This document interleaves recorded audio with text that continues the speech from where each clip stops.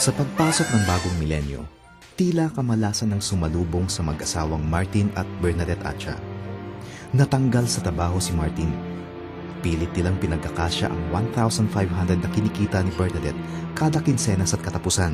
Mga nag-ahente kami ng purifier, nag-ahente kami ng lupat bahay, nag-ahente kami ng kung ano-anong pwedeng pagkakitaan. Hanggang lieg ang utang namin eh. Talagang hirap na hirap kami. Hindi kami makagalaw. Nagkasakit ako. Nagkaroon ako ng 12 stones sa aking abdo.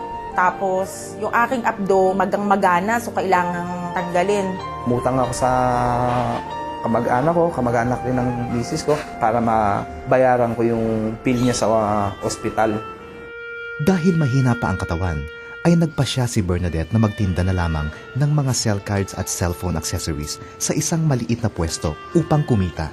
3 months akong pahinga dahil na operahan.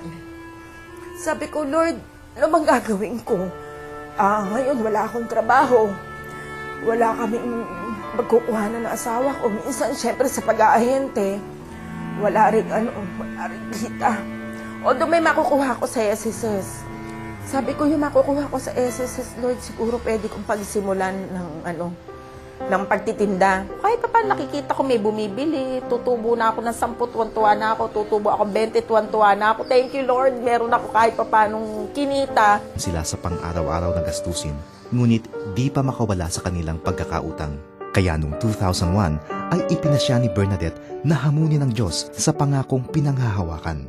Nung time na mag-New Year, papasok yung 2001. Instead na nandun ako sa labas, kasama ng mga anak ko, yung magpapaputok, manonood o mag-iingay.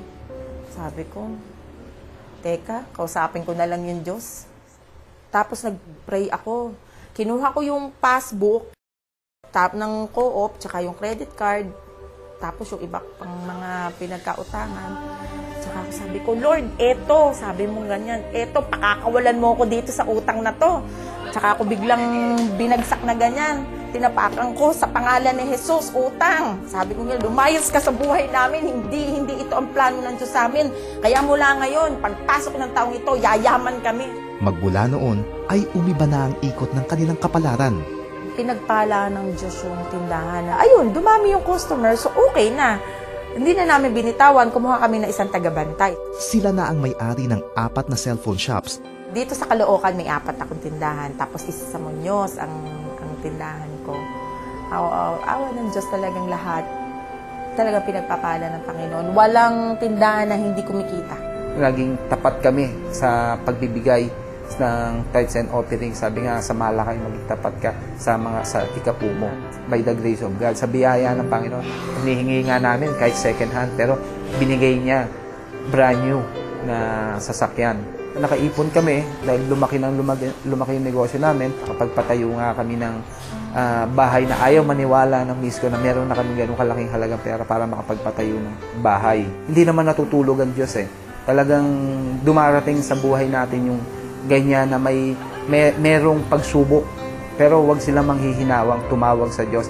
At merong biyaya, sabi nga niya, hindi kita iiwan ni pababayaan.